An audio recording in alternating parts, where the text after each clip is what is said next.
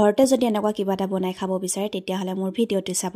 ঘৰত যদি বেচন আছে বেচন ল'ব, মোৰ পিছে বেচন নথকাৰ বাবে মই আকৌ ময়দাকে ল'লোঁ। তাৰপিছত যত যিমান মছলা আছে সকলোবোৰ দি দিব, যিদৰে মই দি দিছোঁ। তাৰপিছত ধুনীয়াকৈ পানী অলপ দি পেলাই গোটেইখিনি ঘুলি ল'ব।